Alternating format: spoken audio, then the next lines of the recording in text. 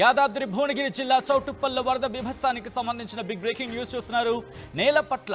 నేలపట్ల గ్రామంలోని ఈదుల వాగులో కొట్టుకుపోయింది స్విఫ్ట్ కార్. ఆ స్విఫ్ట్ కార్ కొట్టుకుపోయిన విజువల్స్ మీరు చూడొచ్చు. ప్రమాద సమయంలో కారులో 7 ఉన్నారు. కారు వాగు మధ్యలోకి వెళ్ళిన తర్వాత ఉధృతి పెరిగింది.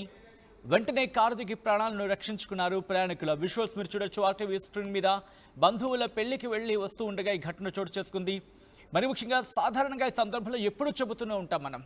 మరి ముఖ్యంగా వర్షాలు పడినప్పుడు ఆ వాగులు కావచ్చు, లేకపోతే వంకలు కావచ్చు, మరి ముఖ్యంగా బ్రిడ్జెస్ ఉంటాయి కదా, అంటే ఆ నీళ్లు వెళ్ళే ప్రాంతంలో ఉండే బ్రిడ్జ్కి సంబంధించి అది కాలువలు కావచ్చు, లేకపోతే వాగులు కావచ్చు, అది ఏదైనా వాటర్ సోర్స్ ఏదైనా కావచ్చు, వాటి మీద నుంచి బ్రిడ్జ్ ఉంది, ఆ నీరు ఫ్లోట్ ఎక్కువ ఉందనుకున్నప్పుడు, ఆ వరద ప్రవాహం ఎక్కువగా ఉందనుకున్నప్పుడు వదిలేస్తే ఏం పోయి వెళ్ళకపోతే మంచిదే కదా.